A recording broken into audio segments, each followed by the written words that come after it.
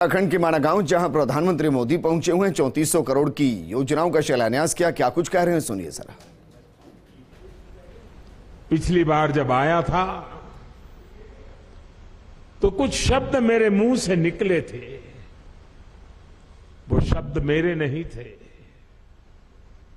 कैसे आए, क्यों आए, किसने दिए, पता नहीं है, लेकिन यूं ही मुंह से निकल गया था कि ये दशक उत्तराखंड का दशक होगा।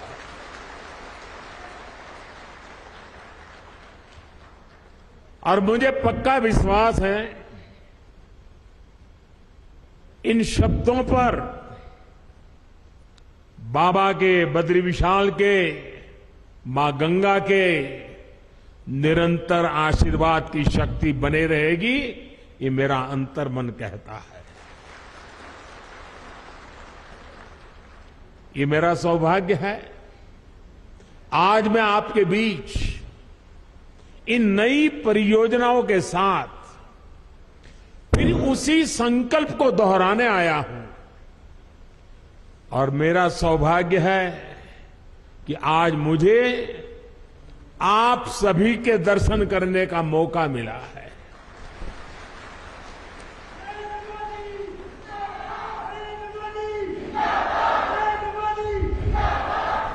माणा गांव भारत के अंतिम गांव के रूप में जाना जाता है,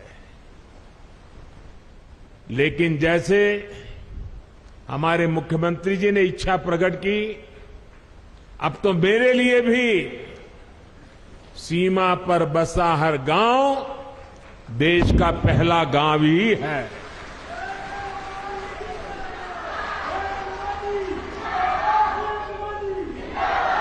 सीमा पर बसे आप जैसे सभी मेरे साथी देश के सशक्त प्रहरी है। और मैं आज माणा गांव को पुरानी यादें ताजा करना चाहता हूं। शायद कुछ पुराने लोग हो, उनको याद हो, मैं कोई मुख्यमंत्री बन गया, प्रधानमंत्री बन गया, इसलिए सीमा के इस पहले प्रहरी गांव को याद कर रहा हूं, ऐसा नहीं है। आज से 25 साल पहले जब मैं उत्तराखंड में भारतीय जनता पार्टी के एक कार्यकर्ता के रूप में काम करता था, न कोई मुझे ज्यादा जानता था, न मेरा उस प्रकार का कोई पब्लिक लाइफ था। मैं संगठन के लोगों के बीच में ही अपना जीवन गुजारता था, काम करता था। और उस समय माणा में मैंने उत्तराखंड भाजपा की कार्य समिति की मीटिंग बुलाई थी।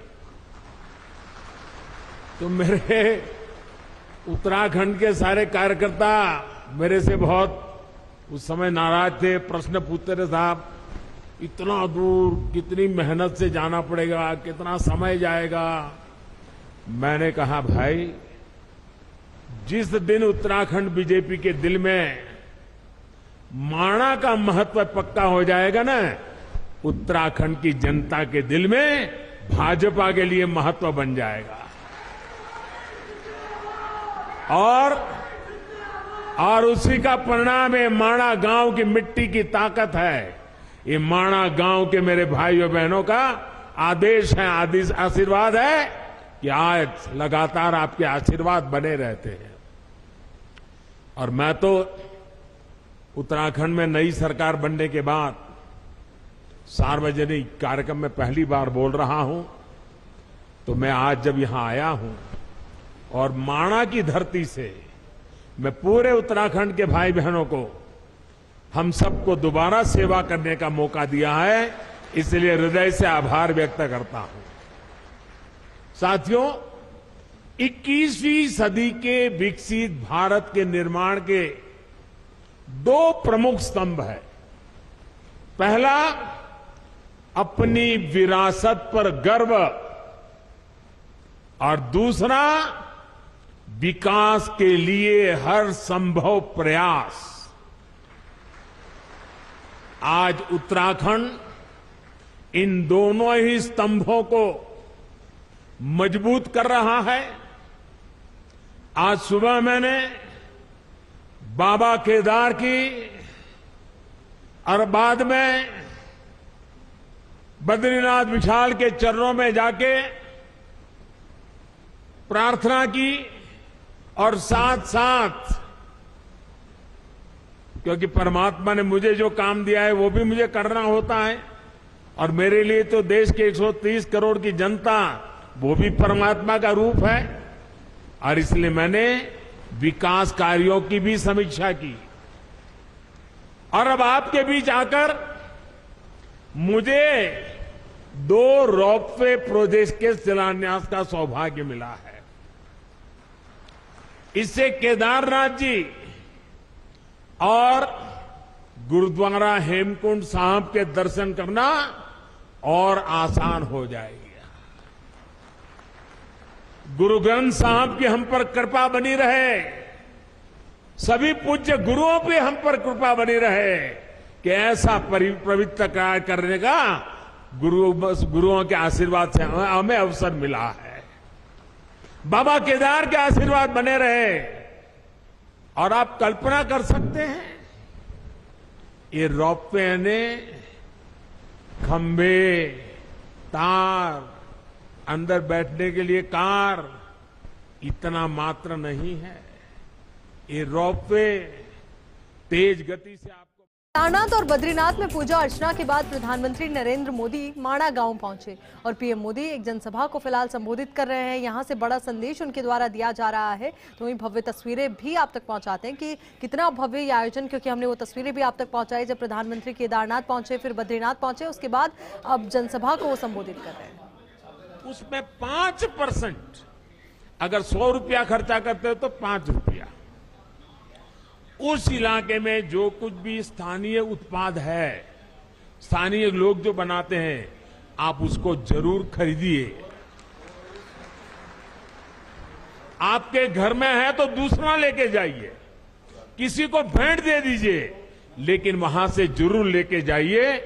आपको मैं विश्वास दिलाता हूं भाइयों बहनों, इन सारे क्षेत्रों में इतनी रोजी रोटी मिल जाएगी। अभी मुझे माताएं बहनें कह रही थी कि इस बार यात्री इतने आए, मैंने कहा कितनी बिक्री हुई, तो जरा पहले तो शर्मा गए बताते बताते। मैंने कहा नहीं बताइए बताइए। फिर उन्होंने कहा 2.5 लाख रुपए का बिक गया इस बार। उनको इतना संतोष था। अगर सब यात्री, सभी प्रवासी जहां जाए वहां स्थानीय जो गरीब लोग पैदा करते हैं, वैसी स्थानीय बनी हुई चीज 5% बजट ये जोड़ दीजिए। आप देखिए, आपको जीवन में संतोष होगा और घर में रखेंगे, बच्चों को बताएंगे कि देखिए हमने उस साल जब उत्तराखंड गए थे ना, ये तस्वीर तो तुझे अच्छी लगती है, उस तस्वीर के पीछे तो हमने 20 रुपया खर्च किया है, लेकिन ये जो छोटी चीज दिखती है ना, वहां की एक बूढ़ी मां बना रही थी, मैं उससे लेकर के आया था। आपको आनंद होगा, आपको संतोष होगा। इसलिए मैं आज यहां से पूरे देश को प्रार्थना कर रहा हूं, मेरे प्यारे भाइयों बहनों, पहाड़ के लोगों की पहली पहचान यही होती है कि वो बहुत मेहनती होते हैं। उन्हें उनके साहस, उनकी जुझारू प्रवृत्ति के लिए जाना जाता है। वो प्रकृति के प्रति शिकायत नहीं करते हैं, संकटों के बीच जीना सीख लेते हैं जी। लेकिन साहब, पहले की सरकारों के समय पहाड़ों के लोगों के सामर्थ्य को उनके खिलाफ ही इस्तेमाल किया गया। दशकों तक सरकारें ये सोचकर पहाड़ की उपेक्षा करती रही कि वो मेहनतकश लोग हैं, पहाड़ जैसा उनको, अरे उनकी तो ताकत इतनी है, उनको तो कुछ जरूरत नहीं, चल जाएगा। ये उनकी ताकत के साथ अन्याय था। उनकी ताकत है इसका मतलब ये तो नहीं है कि उनको ऐसे ही रहने दिया जाए, उनको भी तो सुविधा चाहिए। मुश्किल हालातों में पहाड़ के लोगों को मदद मिलनी चाहिए। जब सुविधाएं पहुंचाने की बात हो, जब सरकारी योजनाओं का लाभ पहुंचाने की बात हो, तो पहाड़ के लोगों का नंबर सबसे बाद में आता था। इस सोच के साथ देश कैसे आगे बढ़ता? पहाड़ के लोगों के साथ हो रहे इस अन्याय को मुझे समाप्त करना ही था। इसलिए पहले जिस इलाकों को देश की सीमाओं का अंत मानकर नजरअंदाज किया जाता था, हमने वहां से समृद्धि का आरंभ मानकर काम शुरू किया है। पहले देश का आखिरी गांव जानकर जिसकी उपेक्षा की जाती थी, हमने वहां के लोगों को अपेक्षाओं पर फोकस पर करके काम करना शुरू किया है। पहले देश के विकास में जिनका योगदान को महत्व नहीं दिया गया, हमने उन्हीं को साथ लेकर प्रगति के महान लक्ष्यों की ओर बढ़ने का संकल्प किया है। हमने पहाड़ की उन चुनौतियों का हल निकालने की कोशिश की है, जिससे जूझने में वहां के लोगों की बड़ी ऊर्जा व्यर्थ हो जाए, वो हमें मंजूर नहीं है। हमने हर गांव तक बिजली पहुंचाने का अभियान चलाया, जिसका बहुत बड़ा लाभ मेरे पहाड़ के भाई और बहनों को मिला। मुझे यहां गांव की सरपंच मां एक बहन से मिलना हुआ। मैं पूछ रहा था शौचालय बन गए? अरे बोले साहब बन गए। मैंने कहा पानी पहुंच रहा है? बोले पाइप लग रही है। इतनी चेहरे पर खुशी थी, अपने गांव में काम होने का आनंद था उनके। सरपंच महिला थी, बड़े गर्व से मुझे बता रही थी। हमने हर घर जल का अभियान चलाया, जिसकी वजह से आज उत्तराखंड के 65% से ज्यादा घरों में पाइप से पानी पहुंच चुका है। हमने हर पंचायत को ऑप्टिकल फाइबर से जोड़ने का अभियान चलाया, जिसकी वजह से उत्तराखंड के कोने कोने में आज डिजिटल कनेक्टिविटी पहुंच रही। मैं आज देख रहा था, इनके वे भी ऑनलाइन पैसे ले रहे थे, डिजिटल फिनटेक। मैं जरा हमारे पार्लियामेंट में कुछ बुद्धिमान लोग बैठते हैं, उनको बताना चाहता हूं कि मणा आई है, मणा। ये मेरे माणा में देखिए 8वीं कक्षा भरी हुई मेरी मां बहने डिजिटल पेमेंट ले रही है।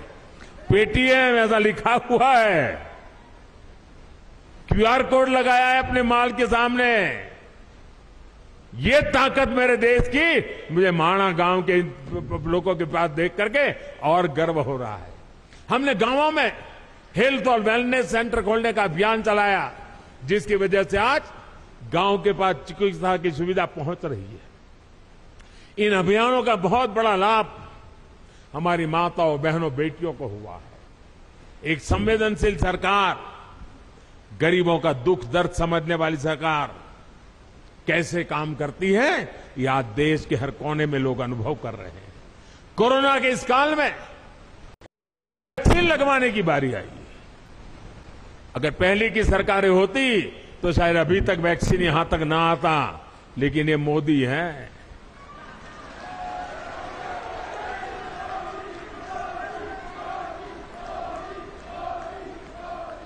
मैंने कहा कोरोना जाए उसकी ज्यादा तेजी से मुझे वैक्सीन पहाड़ों में ले जानी है, और मैं सरकार को बधाई देता हूं। मेरे उत्तराखंड और मेरे हिमाचल 2 प्रदेशों ने सबसे पहले वैक्सीनेशन का काम पूरा कर दिया भाई।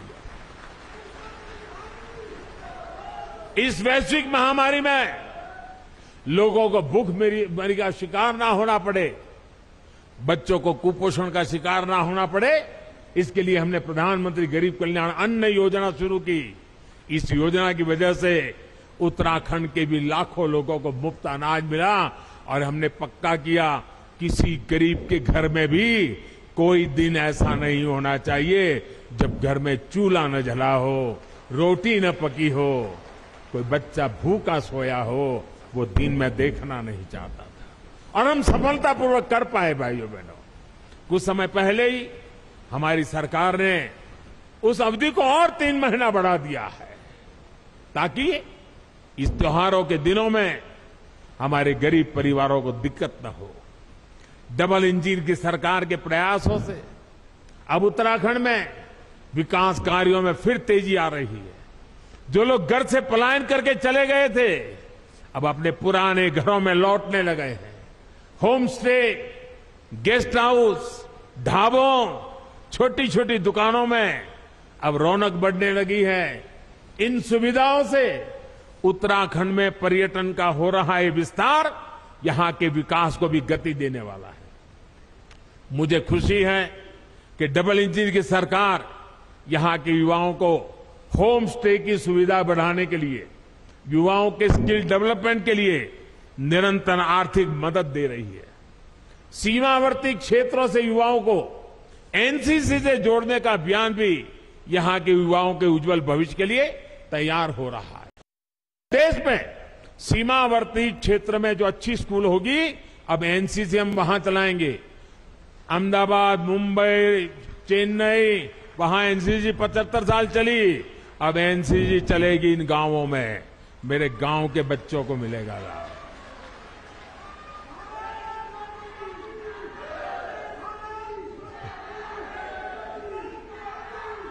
साथियों, हमारे पहाड़ के लोगों की सबसे बड़ी चुनौती रहती है कनेक्टिविटी। कनेक्टिविटी ना हो तो पहाड़ पर जीवन वाकई पहाड़ जैसा हो जाता है। हमारी डबल इंजन की सरकार इस चुनौती का भी समाधान कर रही है। आज उत्तराखंड को मल्टी मॉडल कनेक्टिविटी प्रदान करने के लिए हर साधन पर काम किया जा रहा है। हिमालय की हरी भरी पहाड़ियां पर रेलगाड़ी की आवाज उत्तराखंड के विकास की एक नई गाथा लिखेगी। देहरादून एयरपोर्ट भी अब नए अवतार में सेवा दे रहा है। अभी मैं हिमाचल प्रदेश गया था, वहां मैंने वंदे भारत ट्रेन शुरू की और मुझे कईयों ने बताया कि हमारे यहां 2-2 पीढ़ी पहले की जो उम्र के लोग हैं